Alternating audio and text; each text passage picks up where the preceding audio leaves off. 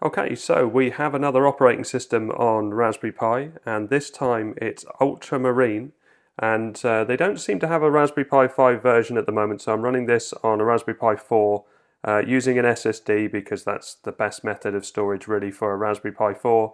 The SD card I tried with some of their variations and it was a bit slow, but let's have a look at the operating system and how you can get a hold of it. So this is the XFCE desktop environment, which is the lightest version of Ultramarine, apart from the one which doesn't have a desktop environment. So let's open the terminal with Control-Alt-T and do sudo dnf install rpi-imager.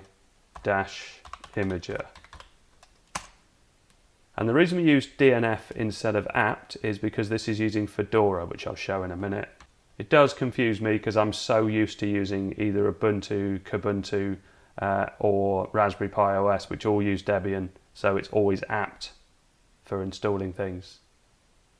Okay, so yes, so that's all done. Now I can move this to one side and you can see the window snapping works, so I can go to the top, I can go to the left, I can go to a corner, and the window snapping is nice and snappy. So all that's working fine. Now I always like an operating system to just press the Windows key and start typing.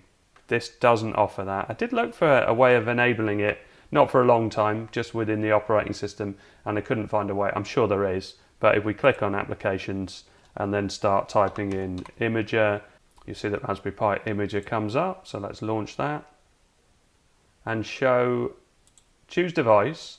Now if we try Raspberry Pi 5 and choose OS, and we go under other general purpose OS, there's only Ubuntu in there and various different versions of that.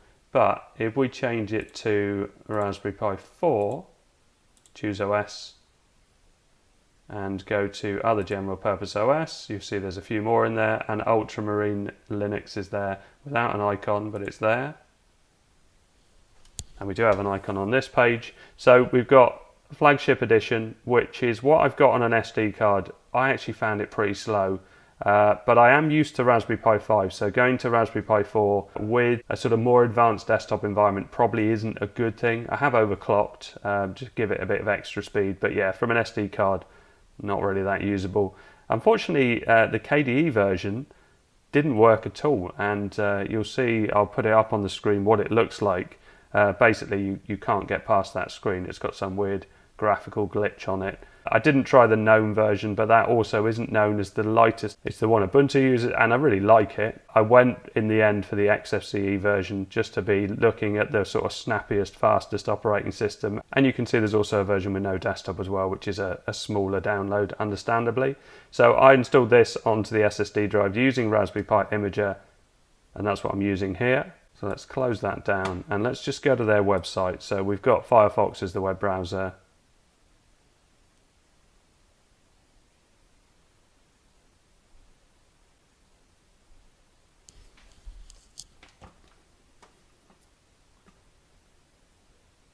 And you see it takes us to the Fedora page.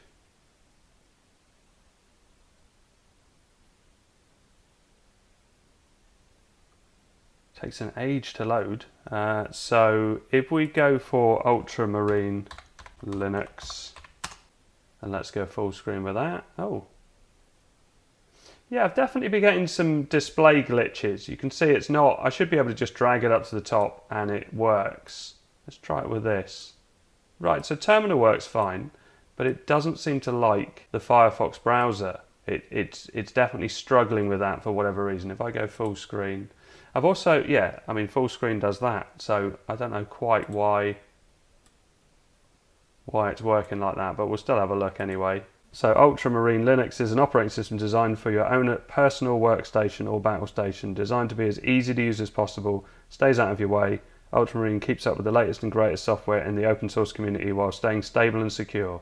Ultramarine is for everyone from the beginner to the tech enthusiasts and even Windows dropouts. So as I've already mentioned, based on Fedora, so the latest and greatest in open source software, yet maintaining rock solid stability, developer friendly, sane defaults, and you can see there's some reviews on here that other people have done, and you can migrate to it. If you're already using Fedora, whether that will work on a Raspberry Pi, probably more for x86 or x64 devices. So we install NeoFetch. Let's go full screen again. So if I press up and change this to NeoFetch, I like the way it fills things in as well. So if I hit space, does that? No, space doesn't do it. If I hit return, no, it doesn't seem to. Like on a phone, it kind of finishes off your sentence. It's probably not going to do that. Yeah. So it did take it as NeoFet. So let's put the whole thing in. Oh, I've already installed it. I have been running this for a little bit, just sort of playing around with it. So let's launch NeoFetch. And it doesn't seem that far. I mean, certainly Raspberry Pi OS is much faster on a Raspberry Pi 4. Now, obviously this is an early version, so maybe it's something to do with that. But we are running a lightweight desktop environment. So I'm overclocked to 2.2 gigahertz. You can see the kernel is 6.8.11. And this is my Pi 4 8 gig. And to overclock, should still be in here somewhere. Yeah, sudo nano /boot /efi /config.txt. And the overclocking settings I've used, and I haven't done this for a while. So overvoltage underscore equals 6 and arm frequency equals 2147. It shows as 22. That's common for NeoFetch to show it as that. So we go with a bit of YouTube and see what the video playback's like. I don't find it that fast, even though it's running from an SSD. It doesn't seem to be that snappy at this stage. So yeah, I'll leave this in real time to show you how long it takes and launching the YouTube page.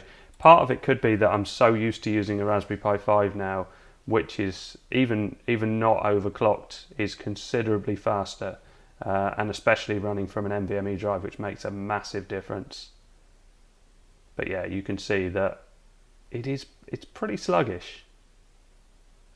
I do like the look of it. I think it's really nicely presented. I like this central dock, which expands as you open apps that aren't in there. So we go for applications, and let's go for multimedia and pulse audio, and you'll see that it expands the dock to add it. I quite like that as a presentation, and the same with if we go for what have we got, Office and LibreOffice Writer.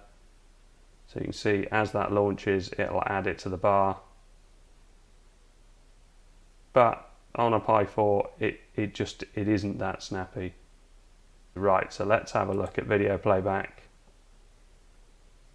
And we'll go with one of my videos. So PSP video HDR. I'll cut some of this out. And it's already looking pretty choppy on the advert. And we've got some graphical glitch down the bottom here. The dock isn't displaying correctly. I can't seem to say no thanks to the advert. Let's try Stats for Nerds. Yeah, it's almost like things are in the wrong place. Let's try that again with moving it. Okay, web browser performance, yeah, not good. Well, that was 720. It's not going to play 1080, is it? And the Pi 4 should be able to play 1080 30, which is what this is. But as you can see, yeah, it's definitely struggling with that. So we go to the applications just to show what's there. So accessories and administration, firewall configuration, documentation about XFCE. I probably should read that. Graphics, document viewer, wrist reto. Firefox, Geary for sending and receiving email. Pulse audio. LibreOffice, document viewer, dictionary, and just some settings in here. So there's a software store here, so let's launch that. Downloading software catalog. Always takes a bit longer the first time. Okay, so that took quite a long time to get there, but let's just click on it. As I say, the software store generally when you first run it, but even this, look, after it's launched. Yeah, the Pi 4 isn't usually this slow, so it needs some tweaking. And obviously you could click on something and hit install, and we can flick through and see Yeah, so all of that's nice, but it's not going to take me personally away from Debian and also KDE Plasma, which is my operating system of choice. But everybody likes a different operating system, especially in the Linux world. There's so many choices. The file manager, let's see if it can pick up my NAS drive. So Thunar it's using, which I like. Yeah, it picks up my NAS drive. So I think it's definitely something that I would revisit, but at the moment it doesn't feel quite ready. I'll just shut this down and I'll launch the official version, or the sort of main version that they mention. So the initial load from SD card is pretty slow. It definitely seems to do some extra things on boot every time it starts. And here we have the desktop environment, so let's just log in. And you can see from this that it takes quite a while to populate all this.